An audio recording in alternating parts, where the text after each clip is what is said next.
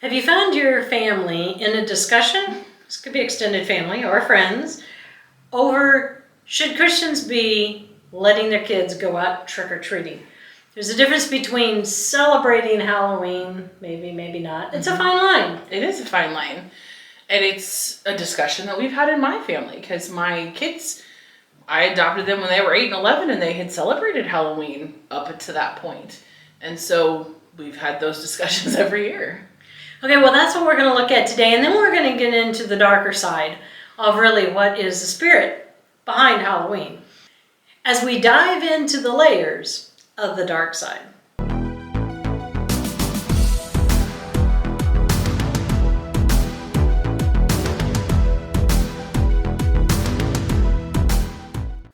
Well, thank you so much for joining us today on Live Life in the Spirit. I'm Pastor Penny Schulz. And I'm Kristen Scharrenberg. Thank you so much for joining us today on episode 58. I can't even believe that. Close to 60. And if you have missed anything or you want to just catch up on reading our blogs, all of our amazing content can be found at our website, livelifeinthespirit.com, including our Live Life in the Spirit t-shirts. Everybody needs new apparel. It's true.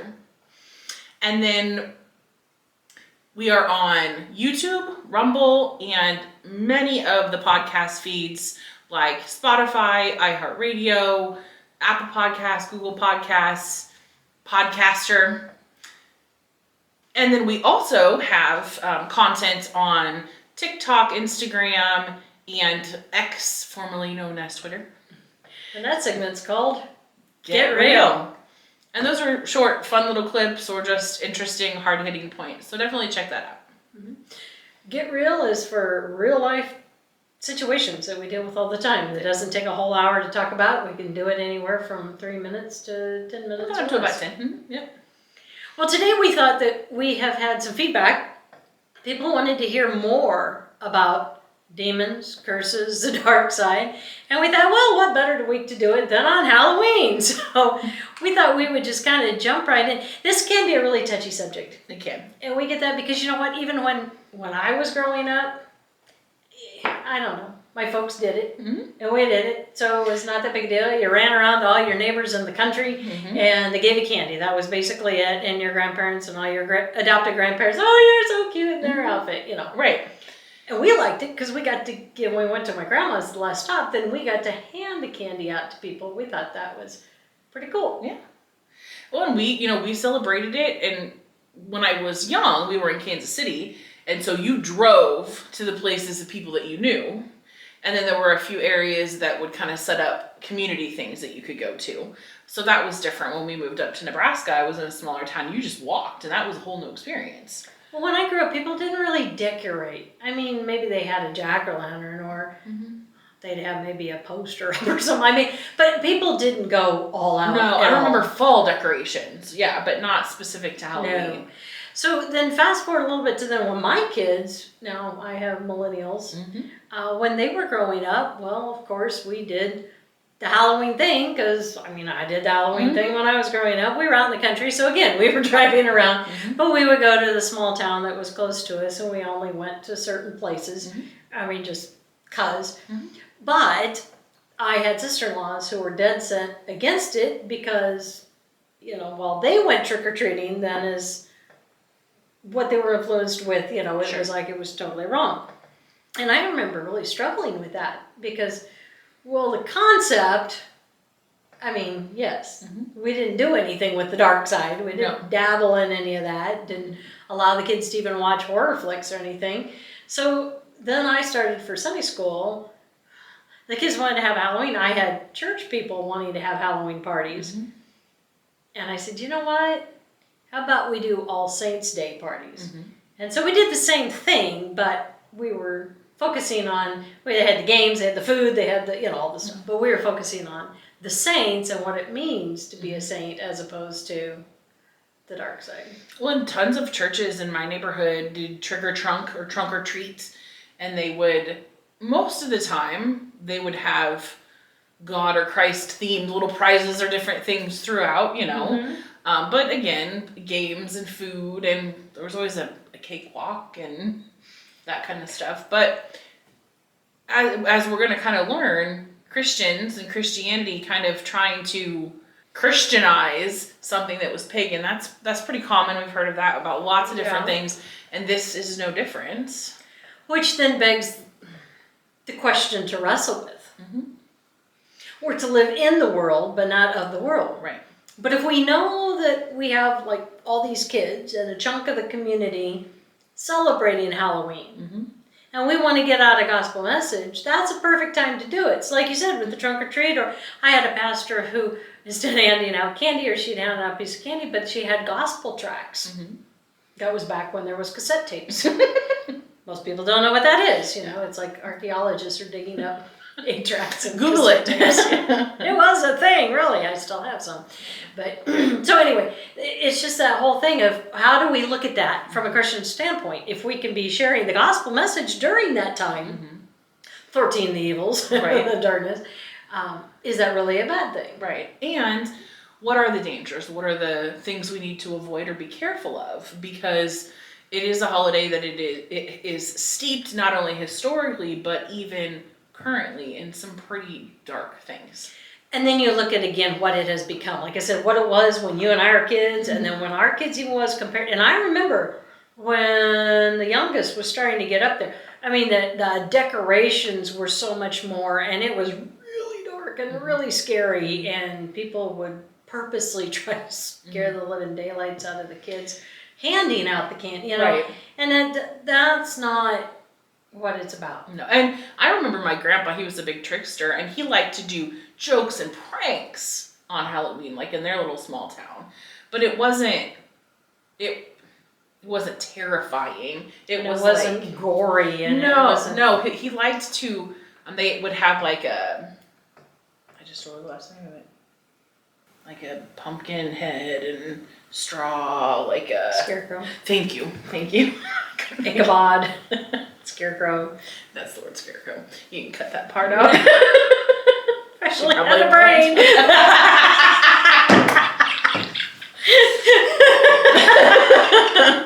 Sorry. So he had a scarecrow that they would, decorate as part of it, and he would put a walkie-talkie inside of it, and then he'd stay inside with the other one and watch when the kids came by. He'd just say, he didn't say like terrifying things. It was a small town. Right. He'd be like, "Hey Joe, how you doing today?" You know what I mean? Just that kind of stuff. So silly, fun, lighthearted things, but not blood, gore, horror things. So when I looked at that, I wondered how America ranked. Is Halloween really a world thing? I was kind of thinking it was probably more of an Americanized tradition holiday. But I was surprised to find that, and who knows, maybe this has since spread around the world, but actually more countries than you realize celebrate Halloween, but they do it in little different ways, which actually goes back to the origin of what Halloween is. So Mexico and other Latin American countries, they celebrate it, but in a totally different way. Dia de los Muertos, or Day of the Dead. And, as we'll kind of get into, there's this tradition with all of Halloween about honoring the dead or celebrating the dead, and there being a thinner veil between the living and the dead on this holiday, and all of the celebrations of it have that in its history. Or like in England, it's Guy Fawkes Day, and it's November 5th, but it's with bonfires and fireworks, and it really always has to do with bonfires and fires. In fact, when you get right down to it, that's really what was going on in the pagan traditions at Christmas time when they chose that day. Well, and actually the word bonfire comes from some of the Celtic traditions of celebrating Halloween. Well, it wasn't even called that at that point in time, but they would burn bones. So they were called bone fires. And then the word bonfire came from that. Hey, you just learned me something today. Well, in 2023, this is just last year, the numbers that we have, Americans spent a record of $12.2 billion on Halloween. Can you imagine that? $12.2 billion. It really makes you stop and think when we don't even have enough money to give to the hurricane victims. And I mean, actually, I gotta say kudos to our little bitty communities. We put together 2 full semi-loads To go down there. To go down, yes, full of stuff. And I know that around here there's been other surrounding ones that have put together 1 to 2 semi-loads to send down. But the people are having to do it because the government isn't able to, or isn't. Yeah, one of the two things. But $12.2 billion on what? Candy that keeps getting smaller and smaller. Do you remember when we went Halloween? I mean, that was the whole point. You got full-size candy bars. And now, I mean, the bite size is literally not hardly even a bite. Yeah, we're getting fatter. You know, I can't help but be reminded when just seeing that number, where your treasure is, there your heart lies also. And I think really at the heart of all of this, that's where the problem is. $12.2 billion. That's up to $2 billion almost. It was $10.6 billion last year. So the average person spends $108 on Halloween. That's between decorations, between candy, although look at what the price of candy is anymore, or costumes. That is crazy. Now, I have got to say, I could not wait till the kids were done, although I did not buy candy, and I still don't. For me, it's just I don't need the calories, and I don't need the candy around. And when the kids would come back with their sacks, we'd divvy it up between the hard candy and stuff that wasn't candy bars, the stuff that was candy bars, the candy bars that Daddy liked, the candy bars that, we spread it out, and then they could only have just a little bit, because what is that really even teaching the kids then too, if they can go gorge themselves? Right. Think about it. You start with Halloween, getting nothing but candy, and then you morph into Thanksgiving, Christmas, ton of candy. What follows Christmas? New Year's. Well, but Valentine's. Oh. You still haven't eaten the Halloween candy, and now you're getting a ton of Valentine candy, and then you got Easter, and you're getting Easter baskets and all that kind of stuff. It is nothing but what we have turned it into. A lot of gluttony. A food fest. The stuff that's not good for us. And these decorations, put it out only to have to wrap it up and put it in the attic or in the garage. So how does America spend their money on Halloween? So costumes, $4.1 billion. So that was the largest portion was on costumes. Well, you know why? Because there's actually costumes. When we were little, what was it? The little plastic thing with the mask, and of course it ripped them in it because the crotch was going down at your knees, and you couldn't run, and you couldn't see. And we made our costumes a lot of times. My mom made our costumes, or we would piece things together, Well, we had to, because you bought the other one, and it ripped out before you could ever go on Halloween. And so, it's true. So you pieced things together. I remember making a lot of costumes out of tin foil and getting out the sewing machine.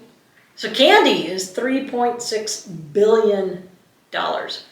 Decorations, $3.9 billion. So $0.3 billion more than the candy is long. And greeting cards.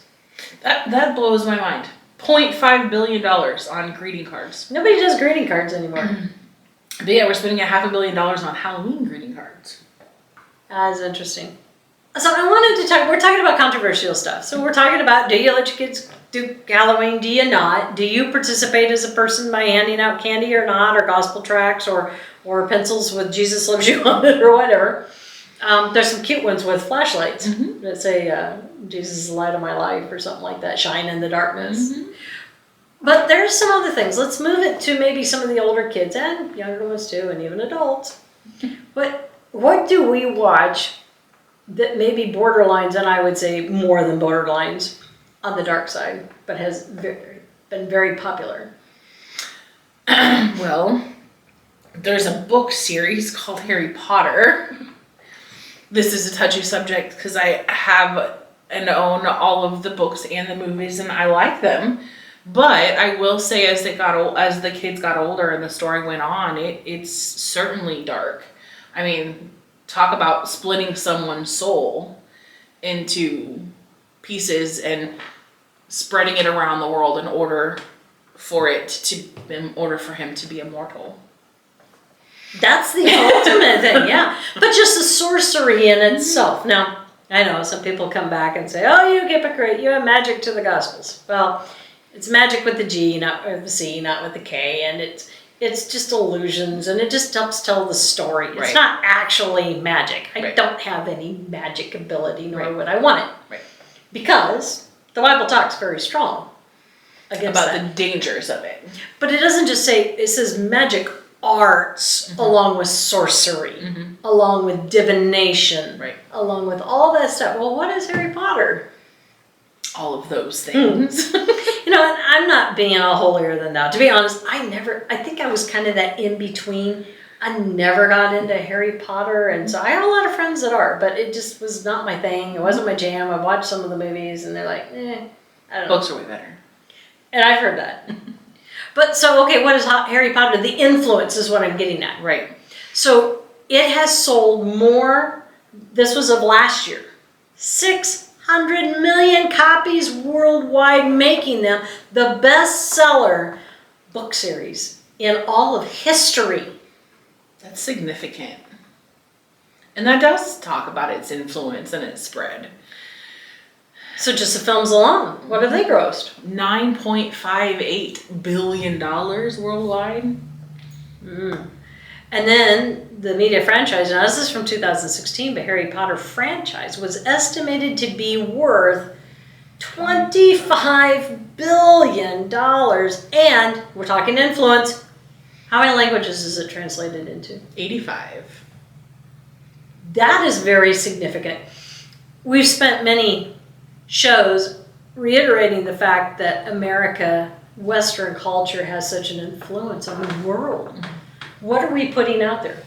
So America is the biggest at Halloween, spends the most money on Halloween. We have Harry Potter, we have all these other series. Now, in all fairness, the author is British, but our Hollywood is the one that produced some of the I was going to say, it took it and ran. If it had stayed British, might not have done would it. anyone even know about it here in America? Maybe, maybe not. So Halloween is among one of the oldest traditions in the world. It touches on this element of human condition, the relationship between the living and the dead. And we talked about that.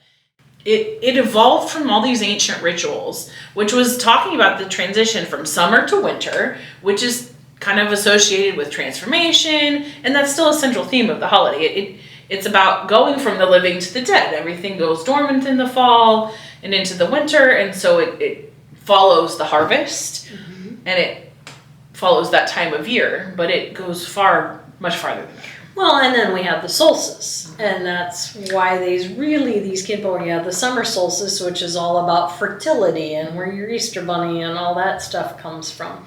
We kind of talked about that. It's much bigger. It's taking off of God and finding a way, the dark side has found a way to celebrate and continue pagan traditions that should have quit a long time ago, sort of, and brought it not only to life, but just elevated it above everything else. Knowing that it is linked to these other pagan holidays, and we'll probably get some backlash on this in Mexico because they celebrate the Day of the Dead. But it's not like our memorial service, our Armistice Day. This is much deeper, and it may seem benign until you actually know the roots and how they celebrate it and how far back this actually goes. So it's actually go back some 3,000 years to rituals honoring pre-Columbian Mesoamerica, so Aztecs. That's a long time ago. So if you think about that, and other Nahua people that live in central Mexico, they believed that life is cyclical. So death was part of it. And after you die, you have to spend time in this other world, and you have to kind of fight through the journey to be able to come back into this world. And so the Day of the Dead is celebrated to help them on that journey. So they believe that when a person dies, they travel to this land of the dead, and I'm not going to try to pronounce it in its original language because I will butcher it. But only after going through these challenging levels, like 9 levels, which will take several years, can they finally reach the final resting place. And during that time when a person's on this journey, people who are still living can provide help and guidance for them. So what part of that is Christian? Or Jewish, for that matter? It isn't. No, absolutely none of it. If you take this all the way back to Samaria, you take it all the way back to the very beginning when the fallen realm came. You take it, this is exactly what was going on. These were those rituals and these pagan traditions that were put into place, which you give food and drink offering at the Day of the Dead. Mm-hmm. They do. They would bring food and drink and other things that they might need to help them on this journey. And how would that work? If you're in spirit form, how could you eat or drink or take anything with you? Well, that's part of this belief, is that on this day, the veil between the living and the dead is very thin. And so, in some of them, they actually believe the spirits could just come on over and hang out. Well, even if they did, and they took a drink, it goes straight on through, wouldn't it? You know, I don't know how that works. That's the point. People don't use common sense. When you think these traditions. Think about it. Yes, and this goes all the way back. This is veneration of the dead. Right. Venerating of the dead goes even before, I mean, like we're talking way back. When David was walking through and he wrote, even though I go through the shades, or the valley of the shadow of death. Yes, the valley of the shadow of death. I fear no evil. What was he talking about? That was that part where we were at by the Golan Heights. It was in the valley, and it's the Serpent Mound is over here. And along that Serpent Mound, there's like 200 and some dolmens. Now, a dolmen just means a table. What's the table for, you may ask? Well, it's to venerate the dead. And they would bring food and drink offerings once a year, and it was required. If you were going to die and you did not have an heir or someone after you, they called the cupbearer, you had to find someone, because they believed prepay somebody right ahead of time before you died, so that they would come and offer that drink offering in particular. I mean, this was a huge part of pagan culture in those areas, and those, I mean, it's just similar roots. So when you think about it, then the whole reason was why they had to have a drink offering was because if they didn't get that drink offering, and it was once a month or once a year, depending, they would dry up to dust. Just let that soak in for just a minute. Again, common sense. If you've been around the sun a few times, you know when somebody dies, they're going to turn to dust, whether you give them a cup of water once a year, and it doesn't go on them. You know, it's this whole, it goes even way back to Abraham. When Abraham was in Ur and he was a Chaldean, they were venerating the dead. Right. And even though God had called them, and him and Sarai, she was struggling with this. Because she had grown up doing these things. And so had Abraham. And God said, I'm going to give you a son, which they didn't have a cupbearer, and they needed somebody to do that. Well, she jumped the gun, and that's why she jumped the gun. Why they had to have an heir was so they had a cupbearer. And that's what right. Ishmael was really all about. It took them some time to realize that God was different. Right. Totally different. That this is not how... He was not going to be like all of the other gods in that area, and what he promised he delivered on. You know, you think about this, and you think about Greek mythology with the Styx, the river Styx, and if you watched Hercules, which Nephilim, but same thing. You know, the souls go into the river and they don't come out. We have this. In fact, I'm probably going to get in trouble, but it's true. Purgatory. Okay. Well, paying to pull someone out. You know. Well, and honestly, it sounds quite similar to this concept of they have a journey they have to go on, and they can provide help from this side to the other side. You know, so think of the Asian culture then. Narnia. What is that? Achieving oneness with creation, but you have to go through all these cycles. Nirvana. Narnia. What is Narnia then? I don't think that's a word. That's Nirvana and Narnia. Okay, I'll let you say it then, because I think it's Nirvana. Okay, but you go ahead and say that, so I've been talking. To just say with the Asians, that's how they do it. But what is that from? What? What's the name of the religion? I don't want to say with Asians, in Asian cultures or in Eastern culture, it's Hindu, it's Buddhism, it's... Buddhism, I think, is where they're reaching. Confucianism, it's just more of a way of living. But... Well, and even in a lot of Eastern traditions, they are trying to reach nirvana or reach that perfect existence as they're traveling through. I mean, there's different ways of getting there depending on Buddhism versus Hinduism and that kind of thing. I believe that you can keep coming back until you get it right, but it's all these levels, all these ways to get to oneness with the universe. It's kind of the same thing. I mean, I suppose people argue with this, but again, there's similarities. There are similarities to all of it. So Halloween, let's just take a look at that, where the origins come from.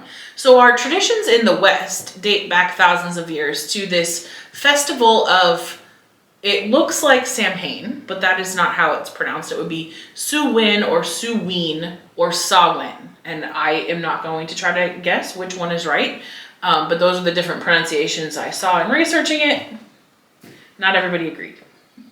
Just think of Suey. And that's how you call pigs. And when you think about it, the pagan people use pigs for ritual sacrifice. And there you go. maybe there's a connection. I don't know. Just thought it was interesting. I didn't make that connection whatsoever. But it was with the Celtic New Year festival. And the name means literally summer's end. And it marked the close of the harvest and the coming of winter. So in and of itself, seemed like the start of it didn't seem so bad. But they believed, again, that veil between the living and the dead was the thinnest at this time, so the dead could come back and walk where they had before. And for those who died in the past year, or for one reason or another hadn't moved on yet, they could come at this time, and maybe if they had some unfinished business or they wanted to say goodbye, they could actually interact with the living during this time. What I want to know is, how did they know if somebody had unfinished business or not? Well, they didn't necessarily. They were open to the possibility of spirits coming back. But here's the problem. Not just the good ones came back, and not just spirits. So that's where some of the costumes came in, and disguising yourself. Because your loved one should be able to recognize you, but any evil spirits that might wish you ill shouldn't be able to recognize you. So they would put ash on their faces, or they would wear masks, and that kind of thing, so that only the good ones could find you. I'm surprised that you and your family would be able to find you that way. I can holler at my kids all day long, they don't listen to me. Well, the idea is that you'd recognize the way they look no matter whether they're messed up or not. Yeah. Yeah, no, I also speak and no one listens, so I get it. Well, I think about this in conjunction with when we were in Israel in the spring, but they do the spring, the summer, the fall, the winter. When we were there in the spring and fall, it's equinox. Summer and winter is the solstice. Either way, up there we talked about the Serpent Mound. And right beside the Serpent Mound is Gilgal Rephaim, which is the Wheel of the Giants, which also had a dolmen, which also has this pit that you have to go down under all this rock, and you crawl in, and we had a whole thing on that too, that it is long enough that the king of Og Bashan, there is tradition and rumors that, that legend was that he was buried there in order to resurrect him on the solstice. So when we were down there, it was a spring equinox, and people had been there before lighting candles, trying to resurrect something through the veil, and well, we would argue that they probably did, yeah.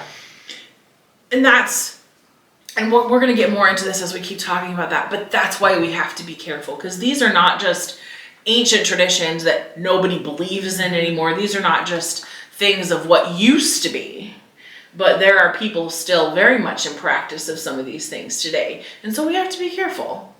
Well, and they're trying to open portals, and we've talked about portals. Portals are really a real thing. I mean, even the Bible talks about them. All the time. It's interesting how so many of the DC comics, I've often wondered, between that and Star Trek, this stuff came out way back in the 50s. What did those guys know? I mean, because there is so much uncanniness, and you really watch the shows or you read the comic strips or whatever, stuff they should not know. And yet some of these ancient rituals, especially the ancient Celtic rituals around that Suween, I think is one of the pronunciations. Now I hear the pig call, and that's how I'm gonna hear it every time. So think of bacon. There we go. But because the church Christianized it, and then Irish monks who were recording the history, they also recorded some of the pagan history.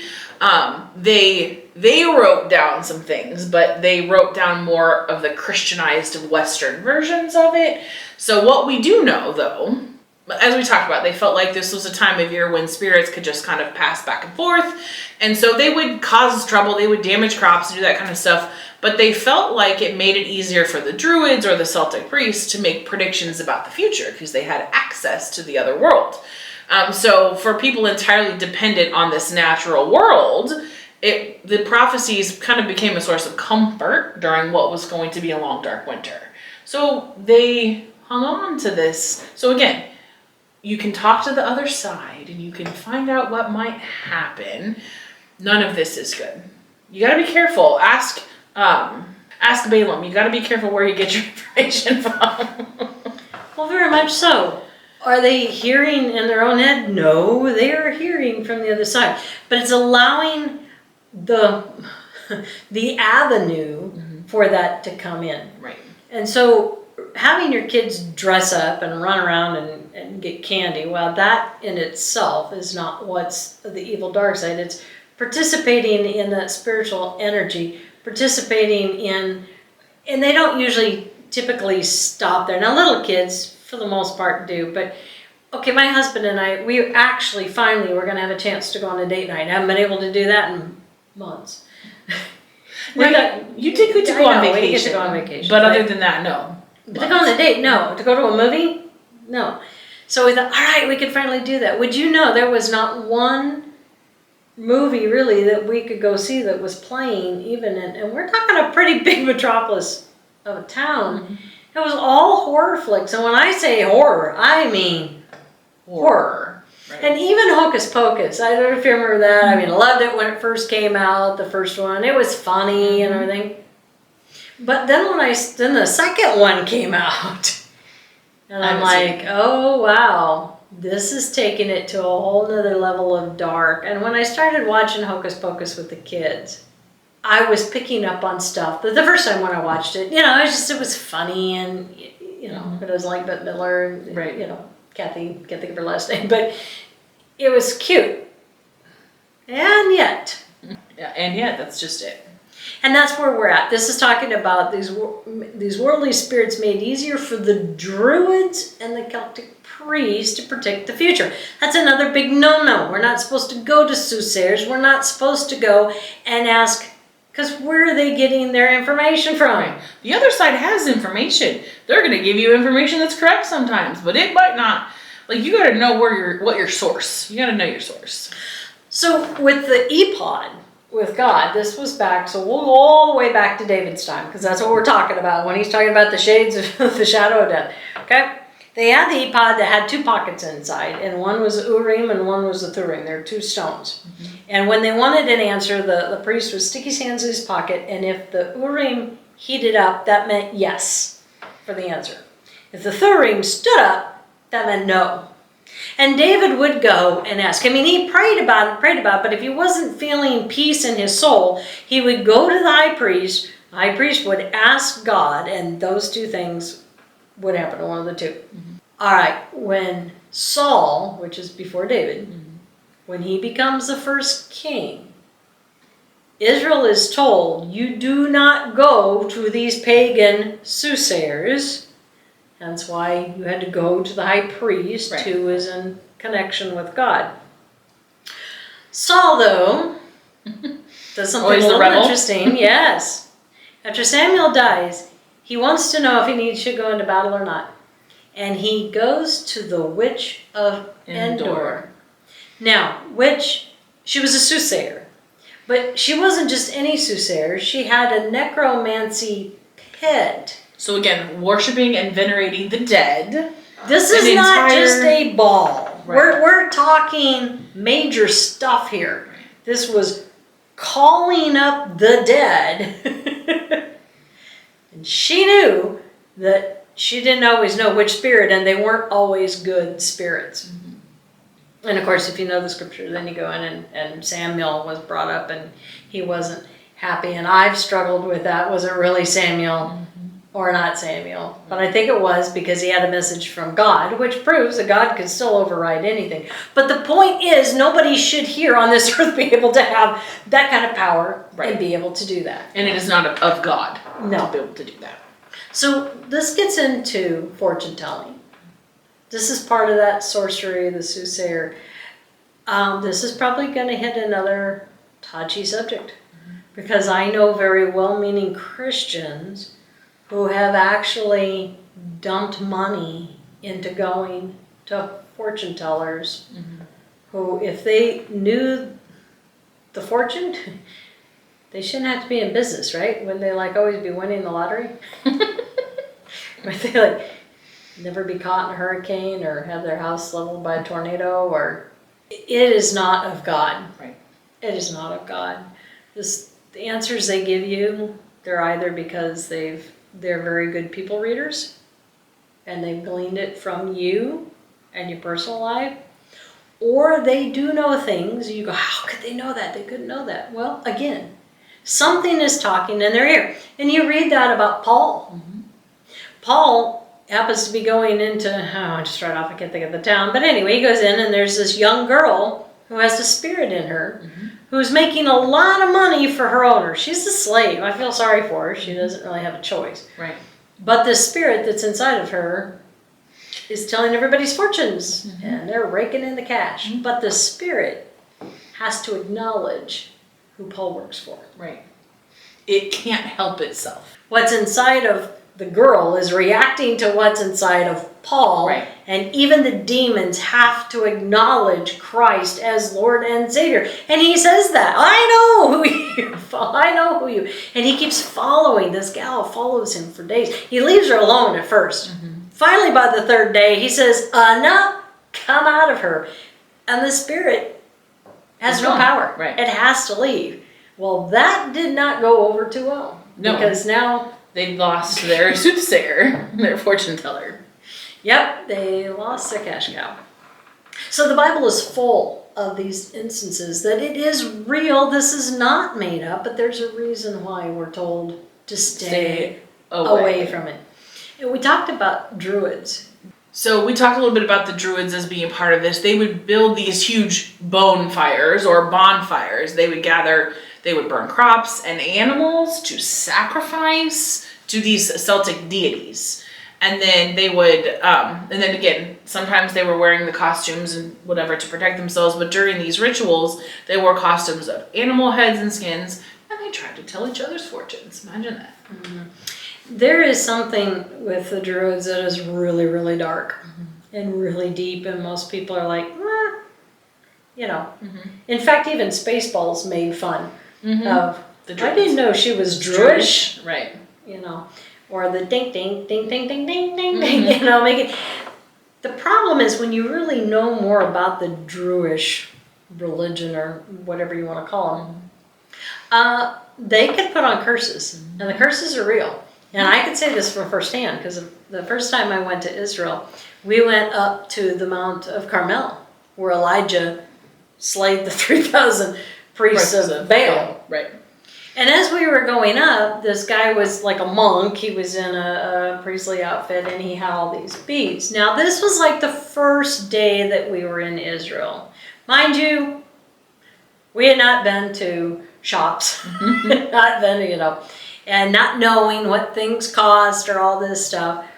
When we were coming down, they were trying to sell these necklaces, these beaded necklaces. And they were only $1 a piece. Oh, so a lot of the women were snatching them up. And I myself was like, well, you know, there are a couple necklaces. I could get one for each of the girls. But before I got up there, my spirit said, no, stay away. I was like, okay. So I didn't buy any. Well, an interesting turn of events. The people who had bought those necklaces that still had them, horrible things started happening to them, and they started getting violently ill, and they had injuries, and it was bad. And as I don't know, it was like all of a sudden God just impressed upon me by the third day that those beads were cursed and they needed to get rid of them. And so I told them that. I'm like, you do with as you want. But I truly believe those necklaces are cursed. Mm-hmm. And until you get rid of them, it isn't going to get better.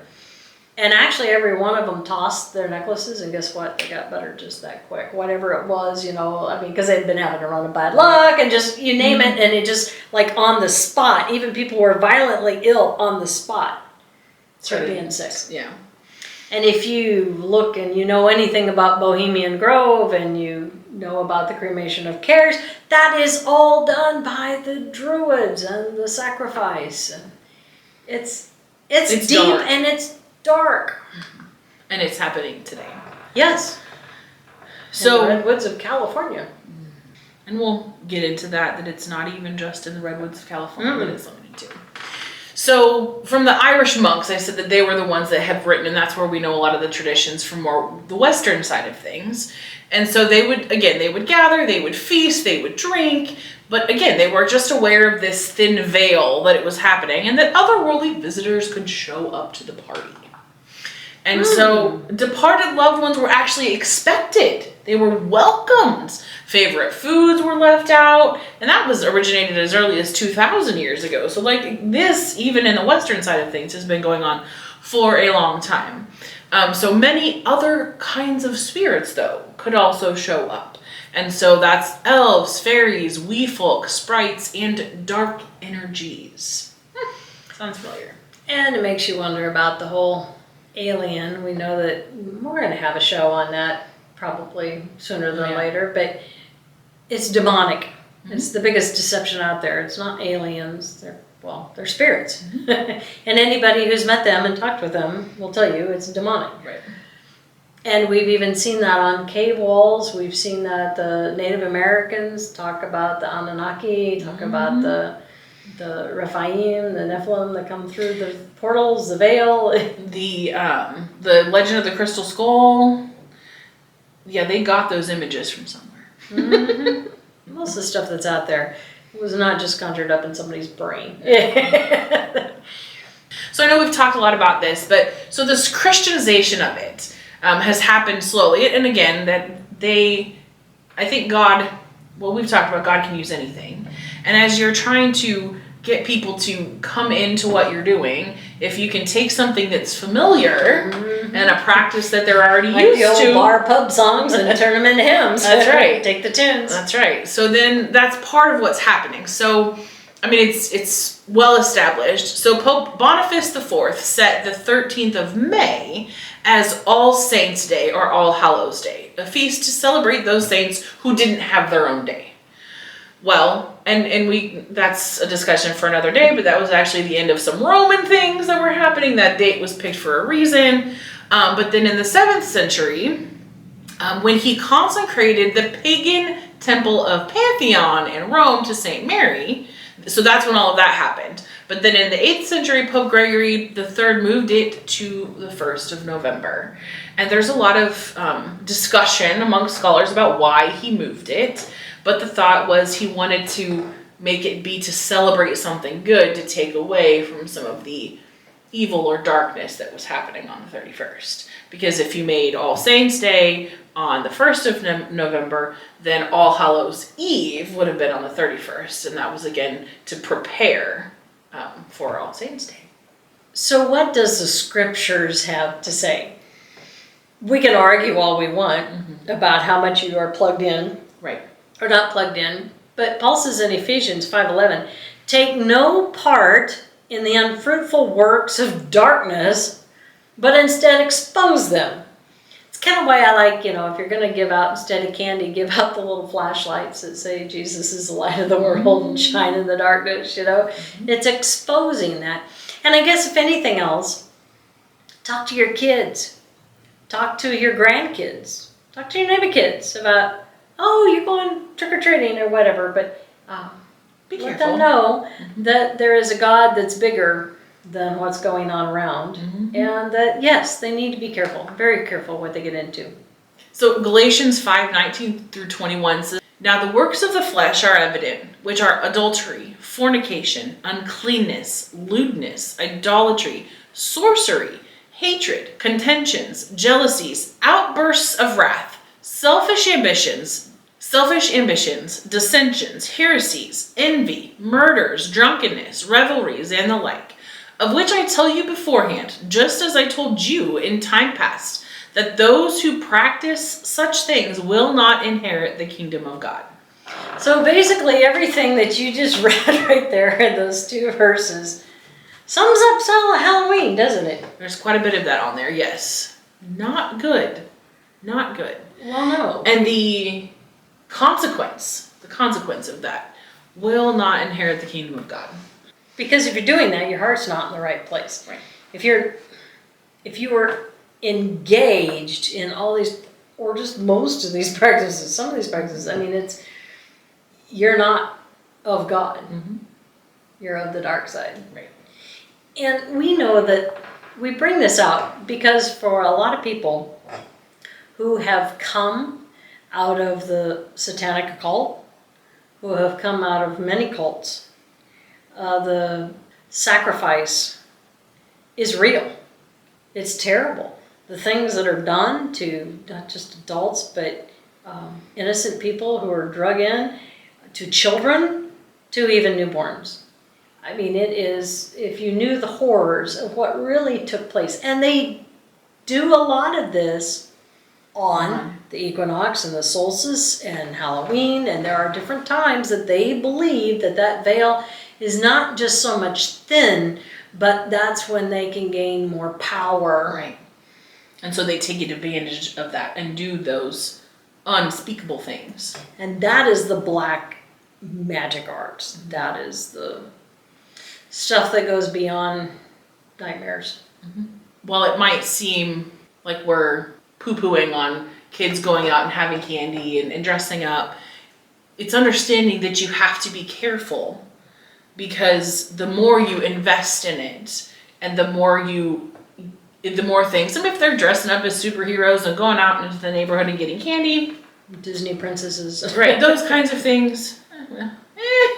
But anyways, but if they're dressing up as things that are darker, if they want to dress up as death, or they want to dress up as things that are scary or gory or whatever, you are opening the door and inviting in the dark spirits that are part of this holiday. And so you have to be careful. You think about a party, Mm-hmm. right? Mm-hmm. And let's say you have 6th graders, Mm-hmm. junior high. They're not going to dress up probably as a superhero. They're probably going to dress up a little darker, especially if they're going to a party. And what are they going to be watching? As I said, almost everything that's on right now is all about, the 31 Days of Fright Night on a lot of these channels or whatever. I mean, it's really bad stuff. And what would have been censored out years ago, anything goes. So then they're watching this stuff.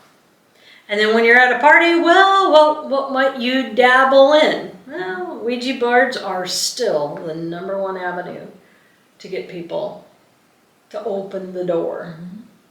The influence, along with fortune telling. Mm-hmm. We call it by different names now, but it's still the same. Mm-hmm. Well, in Deuteronomy 18, so this goes way back. We're talking to Moses. Okay, we're talking beyond popes. We're talking beyond. Okay, Moses said.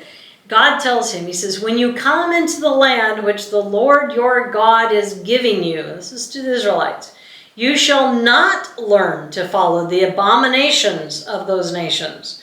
There shall not be found among you anyone who makes his son or his daughter pass through the fire. What does that mean? That's the child sacrifice to Baal. We talked about that. Or one who practices witchcraft, or a soothsayer, or one who interprets omens. This just reminds me of the oracles of the Sibyl, which is in Greek mythology, but it's not so much mythology. This was passed down, and these oracles were down to 3. And if you want to know a lot more about that, well, you can look it up online, but Derek Gilbert has done a lot of work on this. But it's basically the same thing. Mm-hmm. She was a soothsayer, she interpreted omens, and that's what the king wanted, and he didn't want to. It's just easy to read what she wrote. Where there were mediums, spiritist spells. So it says, all these people who calls up the dead. Mm-hmm. That was the abomination. He says, don't have anything to do with any of this. Right. you are mine, and I will tell you what you need to know. For all who do these things are an abomination to the Lord. And because these abominations, the Lord your God drives them out before you, you shall be blameless before the Lord your God. For these nations which you will dispossess listened to soothsayers and diviners. But as for you, the Lord your God has not appointed such for you. So he calls us to be above. So even like Balaam, Mm-hmm. he listened to all sorts of spirits, and he knew that there was something different about God. Mm-hmm. He could feel his power, his presence. Right. But it didn't stop him from, he listened to God and did what God said, but he still still kept listened trying to everybody else. Get a little bit more money, a little bit more. Yeah. In 1 Samuel 15:23, it says, For rebellion is as the sin of witchcraft, and stubbornness is as iniquity and idolatry. Because you have rejected the word of the Lord, he has also rejected you from being king. Harsh words. Okay, he was talking to Samuel. So right there, he says the sin was out of witchcraft. Mm-hmm. Because he went to the witch of Endor to look for an answer instead of going to God. Mm-hmm. And even though God had told him repeatedly not to, he was being so stubborn.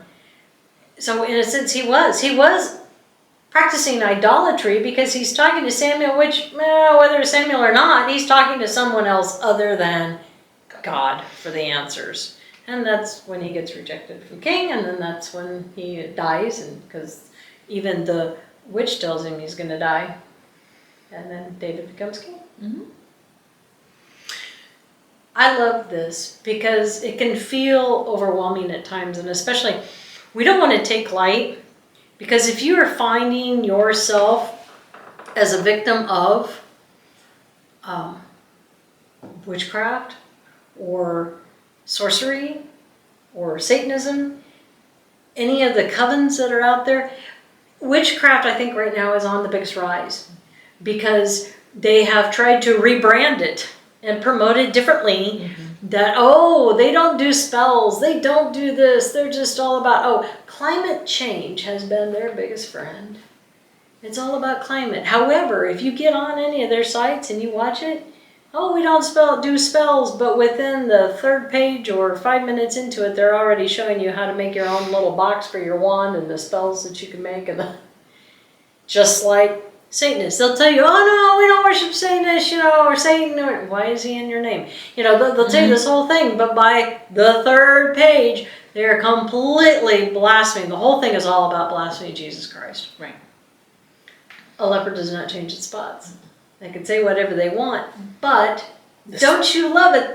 The Spirit of God forces that spirit to have to proclaim the truth. No matter how you do it. They can't hide it. They can't. And here's the best part. I love John 4:4 because this is, he who is in you is greater than he who is in the world. And who is in the world? Who's the prince of the air? Satan. But Christ is in our heart. Right. And he is going to be. That's why the demons shudder. That's why at the mere name of Jesus Christ, they have to flee. They cannot stay. And, we've talked a lot about this. You can go back and look at any of our previous episodes where we talked about demons. We talked about curses. We talked about family curses, generational curses. Spiritual healing, all of those ones. Why then we get so passionate about Halloween is because it's just one more avenue. If your family is already struggling with something and you may feel like you have a generational curse, things only get ramped up on these nights when there is so much activity, extra spiritual activity. Because there is something to be said. The whole reason that all of the cultures around the entire world that celebrate this talk about the fact that the veil is thin on those nights is because the veil is thin on those nights. They can get more power on those nights because evil takes advantage of all of that. But it doesn't mean that your lost loved one's going to come back through that veil. No, that's not what it means at all. But something else might. If you open the door. You just have to be careful. And we've touched a little bit on Satan worship, and you talked a little bit about Bohemian Grove. And here in central Nebraska, it would feel like that doesn't happen here. That I remember growing up thinking those kinds of things, if they still happen today, they don't happen here. And I can tell you now that they do. They are still continuing to happen right here in central Nebraska. So if they're happening in rural central Nebraska, wherever you are, they are there also. And they have a lingering effect. Oh gosh. One of the churches I was at, that particular plot of land, way back when, I just felt there was a curse there. I mean, there was a lot of demonic spiritual activity that shouldn't have been. A church was sitting on top of it. And the more I got to digging into the history of that, because you have to realize this was outside of town. So back then, I mean, oh my gosh, it was probably a half a mile from downtown. Mm-hmm. Yes, they had covens and sacrifices, and it was a well-known, kept secret, but it was right there on that property. And not that God himself can't redeem anything, but it was still a struggle. And there are some things, that's where you get into discernment. A lot of things aren't just as black and white as we think. Mm-hmm. But why we say this is because it's so very real. It is. And the things that are going on, even in places of public, either worship or leadership, or in the government, the things that are being done in these institutions that are completely demonic in nature, that just are purposely calling in spirits. Mm-hmm. It is so sad and so spooky, and it can leave one wondering, what do you do? Mm-hmm. What do you do? What can I individually do when I have no control over any of this other stuff that's going on? What does 1 Timothy 4 say? Says the Spirit clearly says that in later times some will abandon the faith and follow deceiving spirits and things taught by demons. So one thing we can do is just be steadfast and keeping our eyes on Jesus. Mm-hmm. And not be surprised, right? Because Jesus always said, I tell you these things so that way when it happens, you're not going to be caught off guard. Right. In those later times. We're in those later times. In those days. And people they're losing their faith. They're dropping away from church. As I said, COVID was the line in the sand that divided the pew sitters from the true people who had a relationship with Christ. Because those who just showed up to show up when they didn't have to and they had an excuse, they haven't come back. But those who had a devout relationship, it didn't matter what happened, they were right back in those pews. But that's what we're seeing. And it says they will follow deceiving spirits. Mm-hmm. But it tells you right here who's teaching it. Right. Things taught by demons. And this is probably one of the main scriptures that is still yet to come as we talk about with the whole UFO phenomenon and alien phenomenon, intergalactic space treaty that we've had for over 25 years or longer than that. James 2:19 offers us the hope. It does. You believe that there is one God. Good. Even the demons believe that and shudder. And that's what we said. Mm-hmm. Even the demons. No matter how dark it is, and that's why I love, Jesus said, I am the light of the world. He shines his light in the darkness. He drives out the demons. Even the demons shudder at his name. When you think about the man who was possessed with a legion mm-hmm. of demons, even though the disciples couldn't drive them out, Jesus the Son of Man, did. And that's what links us back to Timothy, because he who is in us and who is in us but Jesus Christ the is Holy Spirit, greater than he who is in the world. So whether you're still on the fence about Halloween, mm-hmm. Maybe we said something that made you go in one direction more, maybe it just made you mad and you decided, no, I'm still going to do what I want to do. That wasn't really the plan on this show. It wasn't so much to tell you how you should do it or what you should do, but what I would encourage is it is a perfect opportunity to teach. It is. It's the perfect conversational opener to tell our kids if we say no on Halloween, why we say no? It has nothing because we're a killjoy. It has nothing to do because we don't want them to be in the fun. It's because what it can lead to. And the sooner you start, when you have junior high or you have high schoolers that are wanting to go to these parties, and like I said, there will inevitably be movies that you wouldn't let them watch at home. I hope not, anyway. Or Ouija boards, or any kind of divination stuff, because that's what kids are drawn to. Well, and even, you think about it, pranks. The pranks that we were playing, I mean, toilet paper in somebody's house. We didn't do any damage, Then as it got older, they're standing on bridges and dropping things on cars. It just keeps getting pushed and pushed and pushed and pushed and pushed. The dangerousness, the level of all of it just continues to. Well, and because we have people that are not rooted and grounded in Christ, and so they are allowing themselves for anything to come in and to take over, basically. And you can pretty much, I can guarantee that those kids didn't wake up in the morning going, you know what, I think it'd be great to drop a rock on somebody and kill them tonight. Right. I mean, that's just not what they're thinking and how it comes out. No. And recognizing that when any group of any age gets together, but especially a group of teenagers, and you put it in a night when there's evil spirits and evil influences and things that are going to whisper in their ear more that night than they would any other night, it's just a recipe for trouble. Because they're more open to it. There's more kids that are going to sit at cemeteries. There's kids that are going to sit in a lot of these places where they think activity might happen. Well, places that are haunted, or I got news for you that demonic activity is everywhere. The spirits are there everywhere at any time, day and night. But if you're susceptible to it and you're asking for, show yourself, you're just be careful.